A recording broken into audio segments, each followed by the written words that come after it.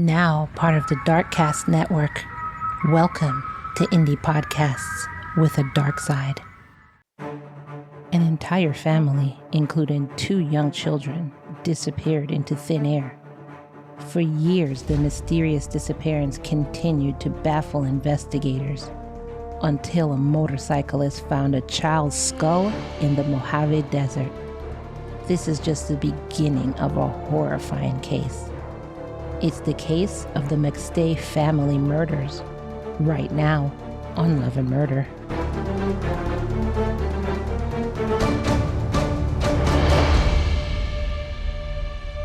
Welcome, lambs. Welcome to a new episode of Love and Murder, your weekly true crime podcast telling you cases of heartbreak that turn to homicide. I am your host, Kai, and in today's episode, we're discussing a case of a completely missing family with no clues as to where they went. Before we begin, I want to say that this episode and all my episodes is sponsored by my lambs in Patreon, patreon.com/love and murder. I want to thank you for your support throughout the years. Be sure to subscribe to Love and Murder right now while you're listening so you don't miss a case. And if you didn't know, you can also subscribe to our Patreon so you can get this shout out in the beginning. So you don't have to hear intros or commercials. You'll get daily Kai rants, bonuses, and you'll be a sponsor of Love and Murder. This month, we had a lot of insane Kai rants in the Patreon. Plus, the monthly bonus was of this actress who got murdered, a really famous actress, actually, who got murdered by her boyfriend. Patreon.com/love and murder. In the meantime, though, grab your butts, grab your BJ's organic apple juice, murderandlove.com/BJ's, and let's get into some Love and Murder. In 2010, the McStay family lived in Fallbrook, California. It was Joseph McStay, who was 40, Summer McStay, who was 43, and their sons Gianni, who was 4, and Joseph Jr., 3. The family did pretty well for themselves, and, there's no complaints. I didn't see any complaints about the family. Everybody loved them. And Joseph actually owned a business that built decorative fountains, and the business's name was Earth Inspired Products. And Summer was a licensed real estate agent. The family had been doing so well that 4 months ago, they had just moved into this new house in Fallbrook, which is a suburb of San Diego. And on February 4th, 2010, they just disappeared. The reason people knew they disappeared is because relatives tried to contact them. They started calling their phones. You're trying to hear from your daughter, your son. You usually call your mom. You usually call your siblings. Nobody's hearing from you. So everybody's, blowing up your phone, trying to figure out where you are. Nobody at work has seen you. Nobody in the business has seen you. And, everybody's just wondering where you are. So 9 days of this. And on February 13th, Joseph's brother, Michael, traveled all the way to the McStay house and tried to knock on the door, tried to see if anyone would come to the door. Nobody was answering. So he walked around the house and tried to find a way in. And he ended up finding an open window in the back of the house and climbing into the house. What he found was that nobody was home. However, the 2 family dogs, which the family loved them, Bear and Digger, were in the backyard. With no food, no nothing, they were just in the backyard. So they'd been left alone for a while. The family at this point doesn't know how long, but they know they've been left alone for a while. So they took the dogs with them, fed them, took care of them, and tried to get together a game plan. And on February 15th, after looking around, trying to really find his brother and their family, Michael called the San Diego County Sheriff's Department and reported that his brother and his brother's family were missing. So officers came to the house, verified what was being said, and had to get a search warrant to search the house, which they were granted a search warrant on February 19th, which by this time the family has not been heard from for about 15 days now. So it's been 2 weeks. So with the search warrant, they were able to freely search the house and the property, but they found no evidence of foul play, no evidence of struggle, no evidence of anything. All they saw was what they thought was a hasty departure. They saw that the interior of the house had just been painted. Not that the paint was still wet, but they still had the painters, the blue painter's tape. They still had that on the wall, and the floors were still covered in newspaper. So they were like literally in the middle of a project. On the couch, there were 2 children's bowls full of popcorn that were uneaten, so they were literally in the middle of something. And on the countertop in the kitchen were a carton of eggs and bananas that had gone bad. So this literally doesn't look like a family that would just pick up and go, because they were in the middle of making a life. Popcorn is on the couch. They were in the middle of, their children eating snacks, and they had perishable vegetables and food on the countertop. And they had their 2 pets, which, as people said, they loved them very much. So it's like, even if they were doing a hasty departure, they would have taken their pets. So officers did a bit more investigating, and they branched out further from the house and looked into the family's bank accounts, which nothing was touched. They still had $100,000 in their bank accounts, and they hadn't seen any withdrawals. So to me, that's evidence that they didn't go anywhere. To me, that's evidence that they didn't choose to go anywhere. So if they did go somewhere hastily, it sounds like somebody made them go somewhere. That's just, to me, based on the evidence. So during the investigation, police learned that around 11 p.m. on February 8th, the family's car had been sitting in a strip mall in a parking lot in I don't know how to say that, Ysidro, and it had been towed on February 8th because it's been sitting there for so long. By that time it would have been sitting there, 4 days? And San Ysidro is near the Mexican border. And from what they could tell, the car had actually been parked there that day. Well, I thought it was since the 4th, but it had been parked there that day between 5:30 to 7:30 that evening, and they already towed it at 11 p.m. Damn, they don't play. Usually it has to be sitting there for a while, right? Before you tow the car. But it's just been there a couple hours and you're like, well, time to tow this. And they couldn't account for the whereabouts of the car between the 4th and the 8th. So because police couldn't account for the whereabouts of the car before the 8th, they went back a little further. And they saw on a neighbor's surveillance system that on February 4th at 7:47 p.m., that a car had been in the driveway, like driving away, moving about, everything like that. They thought it was the family's car. They couldn't really see. They only had the bottom 18 inches of the car, so they couldn't really see. And they also couldn't see who was in the car. And then they also saw that on that same night, at 8:28 p.m., a call was placed from Joseph's cell phone, to one of his business associates, Charles Chase Merritt. And that phone call went straight to voicemail. So, of course, police went to the last person that was called, which was Chase.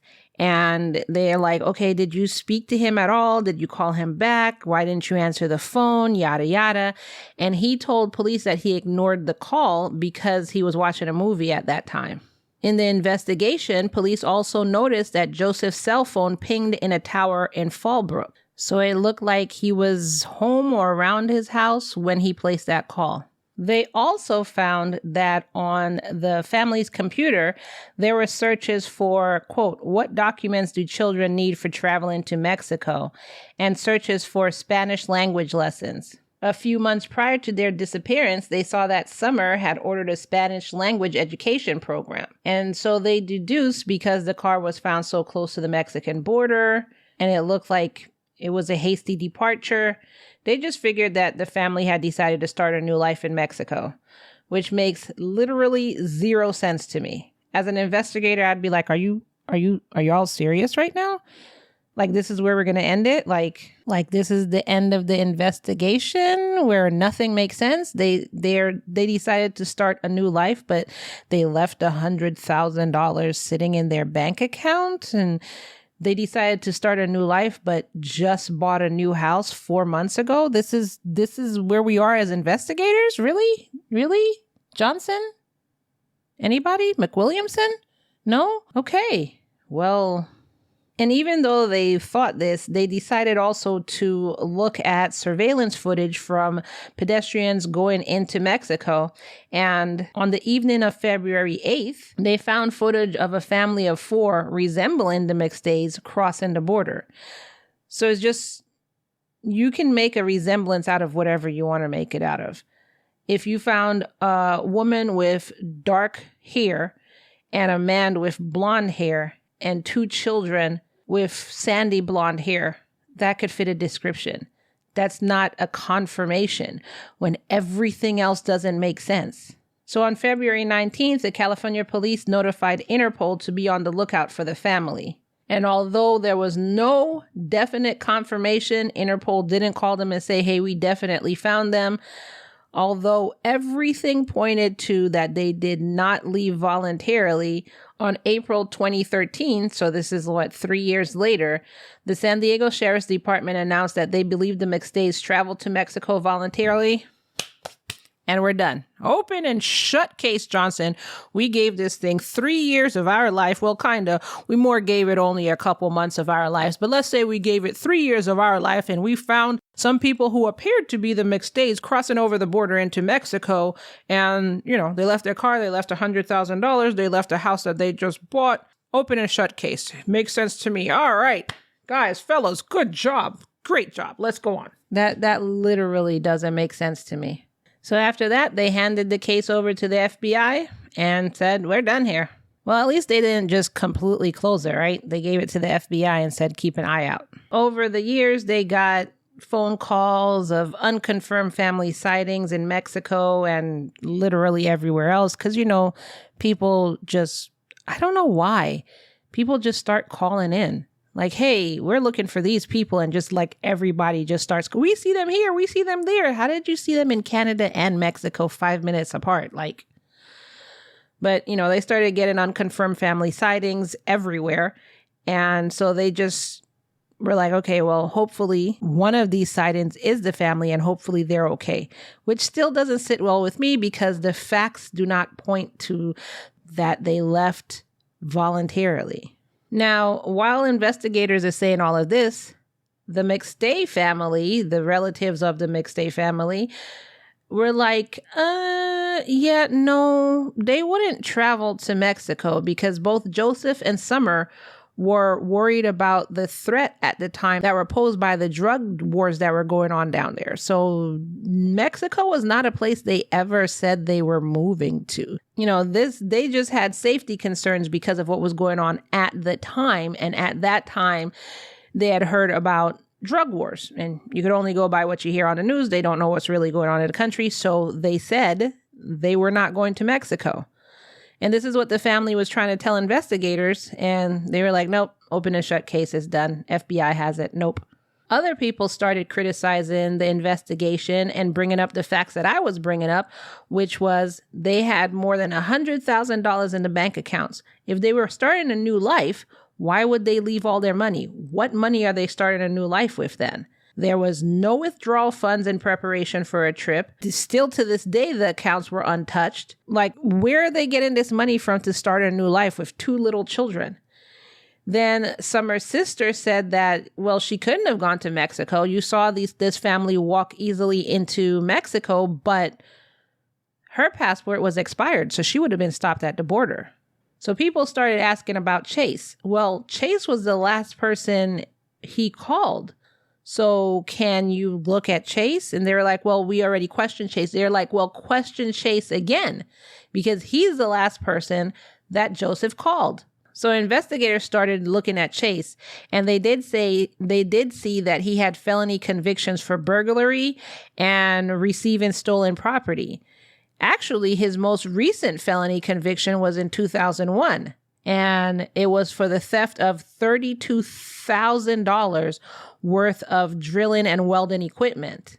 So basically, it wasn't just me who thought this was weird, which obviously I don't think is just me, but people were voicing their opinions at the time, saying that it's weird that you're just closing a case and these are the facts. Matter of fact, one of Chase's friends came out and told a reporter, quote, "I think police should look at him and anyone associated with him." So he is the last person that Joseph called. You're looking at his rap sheet and his friends are coming out and saying, look into him.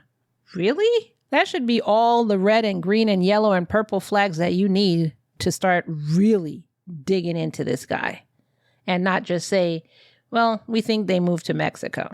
On November 11th, 2013, something happened that changed the course of the investigation. But before we go into that, I want to say thank you so much for listening to Love and Murder and supporting me. If you'd like to support me even more and help keep the content flowing and gain access to exclusive bonus episodes, you can join my Lamb Supporters Club today. In Season 4, I give you multiple ways to join, like Patreon, Spotify, and now Spreaker. The link to each of these platforms is in the episode description below, so you could sign up and support Lamb in whichever way you feel most comfortable. I also started Buy Me a Coffee for anyone who wants to just do a one-time donation. I know it's called Buy a Coffee, but I like to say Buy Me an Apple Juice. So your support makes a world of difference to me and to Lamb, and I want to thank you for being part of the Lamb podcast journey. Hello, my name is DJ. And I'm the host of the Mythical True Crime Podcast. Join me as we delve into the mysterious and the macabre, exploring captivating tales of true crime, legends, and unsolved mysteries from the realms of mythology and reality. Uncover the dark true tales of modern legends with our spoken narratives that blend history, crime, and the supernatural. Just starting Season 3, you can listen to the newest episodes every other week, as well as all my backlog episodes on anywhere you can listen to your podcasts. And now, back to the show. On November 11th, 2013, a motorcyclist found 4 sets of human remains buried in 2 shallow graves in the desert near Victorville, California. Patrick McStay, which was Joseph's father, was told of this discovery, and he called the missing persons advocate, which her name was Jerry Dean, to tell her what he had found out. So when he called her, she said, "Hey, I just finished producing a radio show for KNSJ, which is a San Diego station." And she asked, "Hey, can I put this information out to my listeners?" And he said, "Yeah." Then investigators went out to the site. They took 2 sets of the remains back to verify the identity of these bones. And 2 days later, it did come back that this was Joseph and Summer. So now they're ruling the death as a homicide because, are you really going to say they killed themselves and buried themselves in a shallow grave? So it's a homicide, and they came out in a press conference and said that they believe the family died of blunt force trauma inside their house. Now, let's rewind back to when the bodies were found. Joseph's body was found with a white extension cord wrapped around his neck. Sounds like homicide to me. And Summer's skull was fractured. One of their son's heads had been bashed 7 times. The skulls and the jaws were shattered, and there were fracture lines in it and everything. No one was wearing shoes, and the body of Summer had no shirt on, just a bra that had white paint on it. They also, after doing some digging, found a sledgehammer at the site as well. Chase spoke to the Daily Mail right after the bodies were found and said, quote, "San Bernardino County have said they're going to start the investigation over from the beginning. And if they do, they'll have to talk to me." That's weird. Why are you giving a quote to the Daily Mail, first of all? And that's a weird quote to give. So while the initial investigations way 3 years ago back in the day had been going on, people had their own theories about what was happening or what happened. One such person, Rick Baker, a radio host, had published a book titled No Goodbyes, The Mysterious Disappearance of the McStay Family. And in preparation for the book, he had actually interviewed Michael McStay and dozens of other interviews on the case. He followed leads and he followed the reported sighting of the family and everything like that. So he deduced in his book that Summer might have committed the murders. And when the bodies were found, though, which now you see Summer's in there too, he had to offer a refund to everyone who had purchased his book before November 2013. Well, at least he did that, and he didn't just be like, "Well, sucks to be you. That was your choice to buy my book." So during this new investigation, where investigators went all the way back from the beginning, they zeroed in on Chase. And in interrogating Chase, they asked him why, once again, did Joseph call you? And Chase ended up saying that, "Yeah, I had spent more than an hour with Joseph on the day that the family went missing." He said, look, I worked for Joseph. I'm the one who built the decorative indoor waterfalls. We've been knowing each other for about 3 years now, and I didn't have any problems with him. I just worked for him. He said, look, in my initial interrogation, they gave me a polygraph test and I passed it. So I don't know what more you want from me. And he said, on that night, I met with Joseph for more than an hour at a Chick-fil-A, and we were discussing this water fountain project that we had coming up. So the investigators looked back at his previous interrogation and was like, something I see here that's really interesting. I have a question, Chase.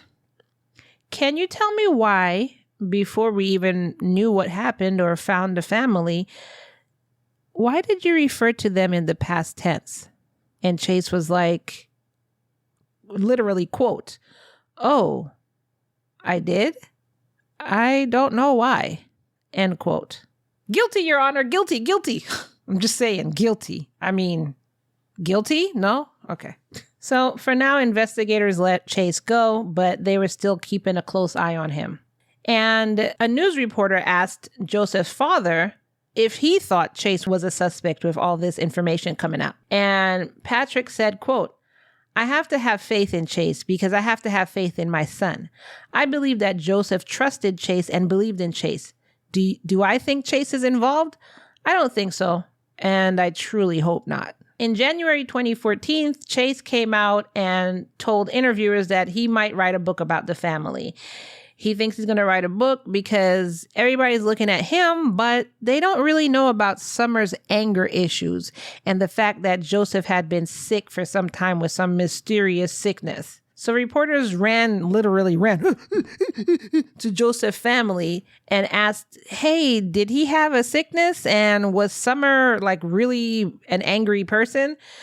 So Joseph's family said he did have an unexplained illness, and Summer was possessive of her husband. But I mean, who's not possessive of their husband or wives? It's not like she was going out and, did you look at that waitress? You smiled at that woman in the grocery store. Did you ask a woman for directions today? It's not like she was like that. It was just her family, and she was possessive of her family. She didn't have an anger issue, anything like that. I don't know why Chase is trying to spin it into this raging bitch thing. That's not true. And yeah, he had an unexplained illness and he was trying to, figure out what was going on with him. But apparently Chase is trying to act like Summer was responsible for his illness, and she wasn't. She really loved her husband and her family. Patrick said, quote, I truly believe she loved my son. So is he trying to say that Summer bludgeoned her children, dug a grave, put them in the grave, then strangled her husband? She had all the strength in the world to strangle her husband, then put him in the grave. Then I guess she bludgeoned herself and put herself in the grave and then covered herself with dirt. Is that what he's trying to say? Because I got to tell you, that would be more remarkable than Friday's episode that I did with this guy who hid 3 syringes up his bum. That would be really remarkable that she had the ability to kill herself and then cover herself with dirt. So while Chase is running around making his wild accusations, by the end of the year, on November 5th, 2014, detectives from the San Bernardino County Sheriff's Department arrested Chase in connection with the death of the family. The reason why they arrested him was because they had now hard evidence, because his DNA had been in their car. According to investigators, Chase's DNA had been found on the steering wheel of the McStay's SUV. So they arrested him, and in the arrest warrant, it said that, there were autopsies performed and all 4 victims had been beaten to death with a blunt object, which they believed was a 3-pound sledgehammer that had been found in the shallow grave with the bodies. So although he was arrested on the 5th, they didn't announce it till the 7th, and he was actually charged with 4 counts of murder. The district attorney decided to go out and seek the death penalty. Prosecutors allege that this was the motive behind the murders. Chase had a gambling problem, and he killed the family because he needed the financing. They said that days after the murder, he had written a check totaling more than $21,000 towards Joseph's business account. And then he proceeded to go on a gambling spree throughout the nearby casinos and lost thousands of dollars. Then, in July 2015, Chase's defense attorney filed a request to have the case completely dismissed because of some wording used by the prosecution when the charges were initially filed. The judge said no, but they did delay Chase's trial. They continued to delay his trial because he continued firing any attorney that he got, or he was trying to also represent himself. And by February of the following year, so February 2016, he had actually gone through 5 attorneys. Now, I don't know if he's doing this just to continuously delay his trial or he really didn't like his attorneys. But either way, if I was a judge, I'd be like, look, you have one more. I'm not delaying this anymore. You could represent yourself if you want. I don't care. In January 2018, a trial conference was scheduled for February 23rd. We're in 2018 now. He was arrested in 2014, and the bodies were found in 2013. How are we all the way to 2018 and he hasn't even gone to trial yet? So anyway, on April 7th, 2018, Chase's attorney filed a motion again arguing that Joseph's business and accounts records were hearsay evidence and so would be inadmissible in court. And on May 4th, they set a definitive date for the trial to go forth in July 2018. So, the trial finally began on January 7th, 2019. What is going on here? Prosecutor presented a lot of circumstantial evidence saying that this tied Chase to the murders, that tied Chase to the murders. They presented the cell phone records, the banking records. Literally, there was really no physical evidence tying him to the murders. However, prosecutors really focused in on Chase's cell phone data. They said that on the day that the family disappeared, Chase's cell phone pinged off of towers near the McStay's home in Fallbrook. And then later on, it pinged off another cell phone tower in the Mojave Desert. And this tower that it pinged off of was near where the family was found buried. They also pointed out that, look, his DNA was found on the steering wheel. This is a physical evidence. However, his defense attorneys maintained that it was only there because he'd been in the car before and been in contact with McStay. So it's back to circumstantial evidence. Prosecutors said that Chase was motivated by, quote, greed and self-interest and wanted to kill Joseph because 3 days earlier, Joseph was going to fire him and sent him an email asking for $42,000 that he owed him for messing up a job. So they deduced that rather than paying him, he was going to murder them and then he was going to steal their money. They also played Chase's interview with the police for the jury to hear. In it, that Chase said, quote, "I wasn't in the desert. I don't know what to say about that." And he also said that he thinks the killing were random because, quote, "I don't think any of his friends had anything to do with it." However, what prosecutors pointed out was that he never denied being the last person to see Joseph on that day. Chase's defense attorneys also pointed out to another one of Joseph's business associates who they said had taken money from the McStay account after he went missing. Also, his attorney said that investigators kept badgering Chase, telling him that they saw his truck captured on surveillance footage in Fallbrook. However, that footage was of the bottom 18 inches of a car. You couldn't see if it was his truck, if it was the McStay's truck. You couldn't really see anything. Quote, "Those detectives believed that they were going to get a confession. That's why it," meaning the interrogation, "lasted 8 hours. It's only because they believed that they could crack him." And then they said after the interrogation, after pointing blame at him, after the lie detector test, everything, Chase didn't run. He just went back to work. The trial lasted more than 50 days, and when it went to jury deliberation, they deliberated for about a week, and on June 10th, 2019, the jury found Chase guilty on 4 first-degree murder charges. Chase's defense attorney said that his team was, quote, shell-shocked by the conviction, and they fully intended to appeal it. Quote, "Based on the evidence, we did not expect this. From our standpoint, our client is innocent, so the fight doesn't stop here with us. We will continue to fight for our client because we believe in his innocence." Then, before he was sentenced, Chase proclaimed his innocence, and he was crying while he was doing it. He said that Joseph was, quote, my best friend. And as part of being a Lamb Patreon, I'm going to have the link to the entire trial in our Patreon. So if you wanted to go through the trial and watch it for yourself, you can. Chase also said, quote, I loved Joseph. He was a big part of my life and my family's life. I would never have hurt him in any way. I would have never raised my hand for a woman or a child. I did not do this thing. Joseph's mother came out and said, quote, how could you beat two precious little babies? How scared were they, Chase, crying for mommy and daddy? Chase, you are a low-life baby killer. And on January 1st, 2020, Chase was sentenced to death. And on January 21st, 2020, Chase was sentenced to death. Chase's defense attorney told reporters outside of the courthouse that this decision was a, quote, miscarriage of justice, and he believes that Chase is innocent. Quote, there is no evidence to convict Mr. Chase. It is shocking that we're in this position today. If they admit they made a mistake and arrested the wrong guy, how's that going to look? How do you go back to that family now and say we might have messed up? This case is brought forward not on evidence, but on egos and pride. Chase's daughter, Taylor Jarvis, says that she's focused on proving that her dad is innocent. Quote, we're ready to keep fighting. We're going to stay behind him. Joseph's father said, quote, he's a scumbag, talking about Chase.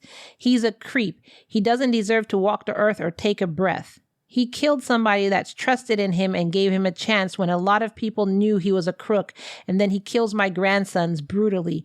How do you do that? So Chase's defense attorneys put in a request for a new trial, and the judge said no. So right now, Chase is in prison, waiting for his death sentence. On May 22nd, 2022, the case was looked at again on the Investigation Discovery docuseries named Two Shallow Graves. On this docuseries, it featured new suspects, witnesses, theories, evidence, as well as showcasing the trial from both the prosecutor's point of view and the defendant's point of view. And also, not only do we have the full trial in our Lamb Patreon, we're also going to have a bunch of pictures and show extras as usual. So what do you think about this case? Do you think that Chase was responsible for these murders? Or do you think the police did just hyper focus on him and arrested the wrong guy and then were too embarrassed to say that they arrested the wrong guy? I mean, this has happened before. I'm not saying it happens all the time, but it has happened before. I mean, we did in season 3, we did a series where we were talking about the show Making a Murderer, the Stephen Avery case, and it looked like they arrested the wrong guy. In the first place, they arrested the wrong guy, they let him out, and then they arrested him again. So it does happen. If you want to go back and listen to that series, that's like towards the beginning of season 3, I believe. It was our basically detective series, and it was talking about Making a Murderer. So you can go through and listen to our thoughts on that case. So it can happen. It has happened. I'm not saying it hasn't, and I'm not saying it's a lot, but it has happened. So do you think that Chase is innocent and they just arrested the wrong person? They didn't really look at this other guy that was siphoning money from Joseph's account, and they should have? Do you think they should have done more of a thorough investigation, or do you think Chase is guilty? So if you think Chase is guilty, leave a judge emoji in the comments below. And if you think he's innocent, leave 100% emoji in the comments below, like 100% innocent. Other than that, if you don't want to leave a comment, then I'm going to put this same poll out in my Spotify and you can answer the poll there. So I definitely want to hear from you. Either leave your emoji or go ahead and answer the poll. So something I also wanted to start in season 4 was reading any comments that I saw about the case online. So I did research the comments for this case. And the reason that came about is if you remember in the Joaquin Rands episode, what they had online was completely different than what happened in the actual case. You heard it from the mouth of the person who went through this, but then what they had online was like different. So I decided to search for comments about this case, as opposed to just going with what's online. And totally the comments told me a lot. So let's go through the comments, and then after the comments, think about your response to the question. So from Reddit, MTG Whisper said, quote, I feel the defense should have went harder on Michael McStay. His truck is an exact match. Someone the family trusted, financial issues, older half-sibling, bio dad's favorites. Inserted the theory that the family may have gone to Mexico for 2 weeks. Oh, he's the one who started this theory.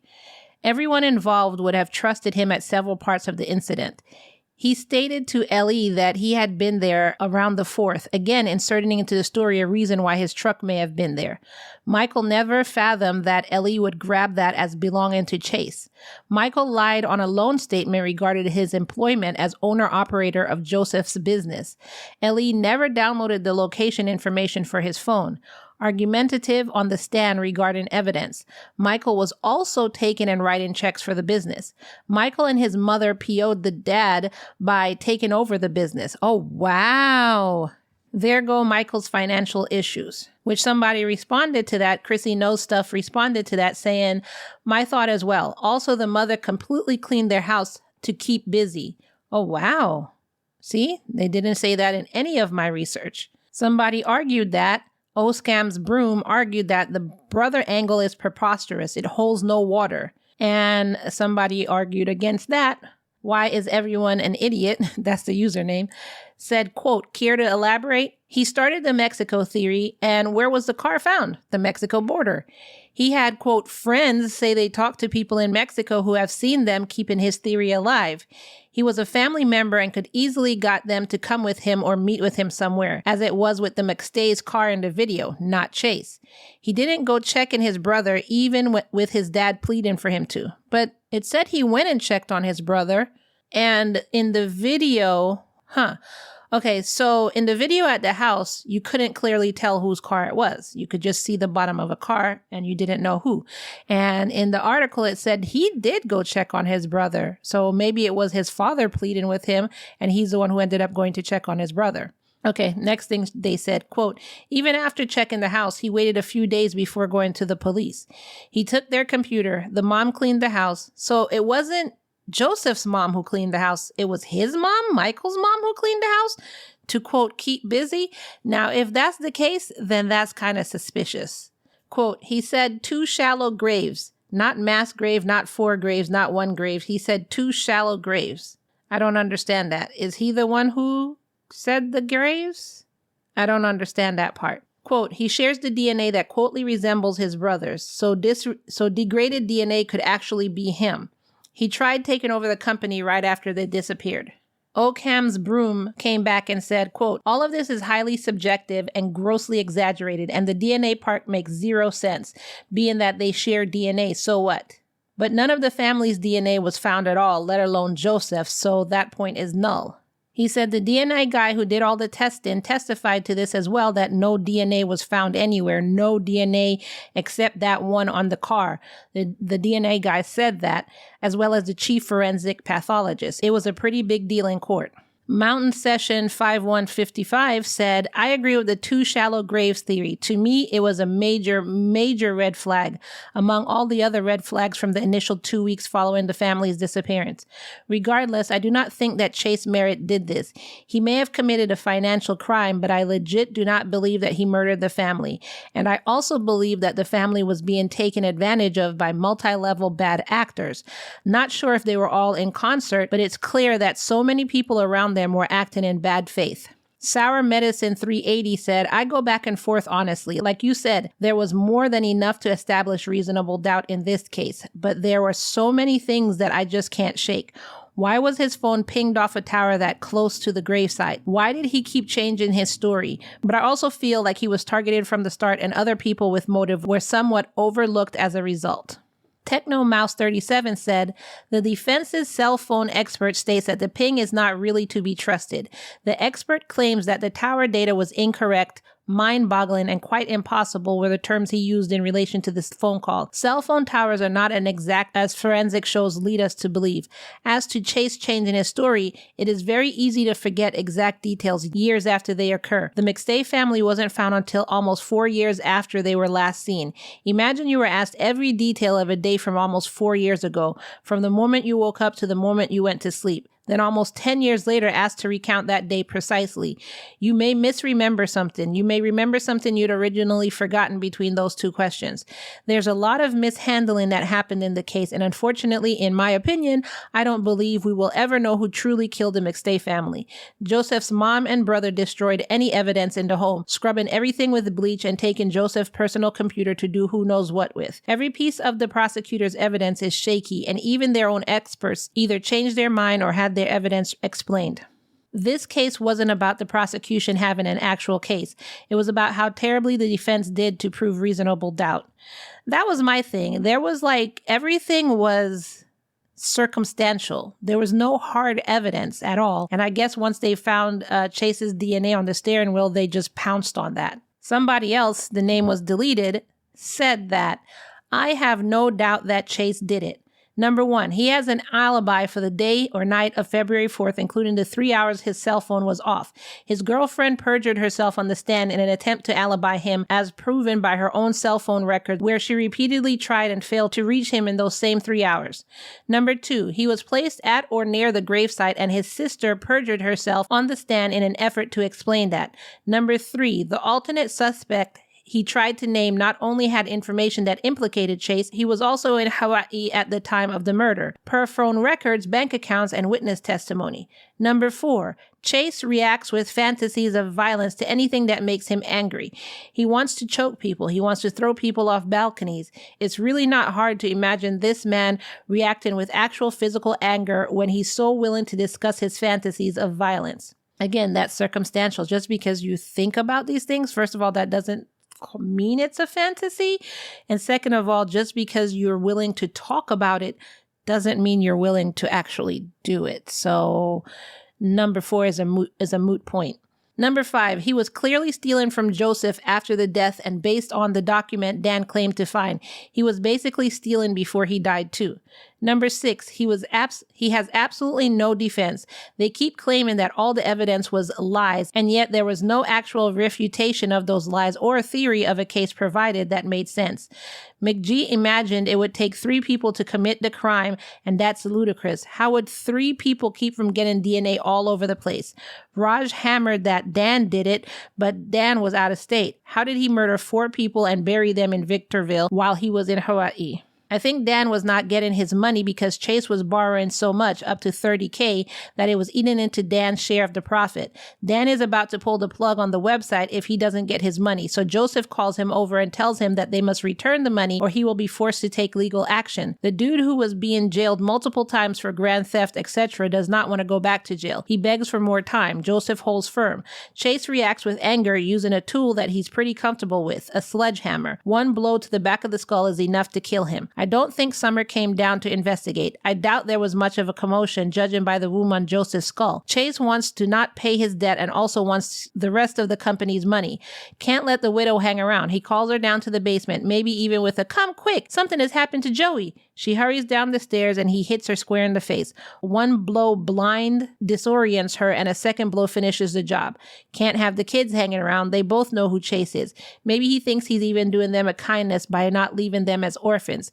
He can wait until they're asleep to smash their skulls in. I think he takes them out to the graves on February 6th. I think he spends February 5th writing and cashing checks, then prepping the bodies to move. I don't think there's much of a mess to clean because I don't think he made much of one. 1 to 2 blows will do the job, but even so, he has 4 days to do it after he returns from burying the bodies. He moves the bodies on February 6th in the Isuzu and then drives it down to the border. He calls his girlfriend to come down and pick him up. She's clearly willing to lie for him and cover up for him, so I don't think she has a problem picking him up and not mentioning it. He thought that he could take over the company with Dan, and when that doesn't work, he thinks he can get Dan out of the picture by blaming him. What he doesn't know is that Dan was in Hawaii at the time, but once he set himself on that path, he couldn't change his story. Again, this is all people's opinions. I'm not saying this is exactly what happened. This is just people's comments and opinions from Reddit. So if you want to watch the entire trial without having to search for it yourself, you can go to our Patreon and become a Lamb Patreon, patreon.com/loveandmurder.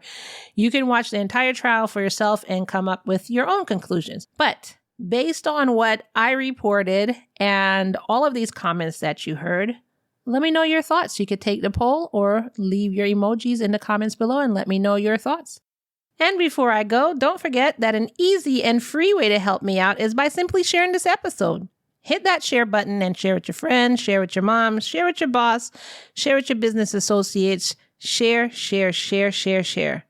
And as always, I want to remind you, as I do at the end of each episode, that it's all love and no murder, y'all. See you in the next episode. Bye.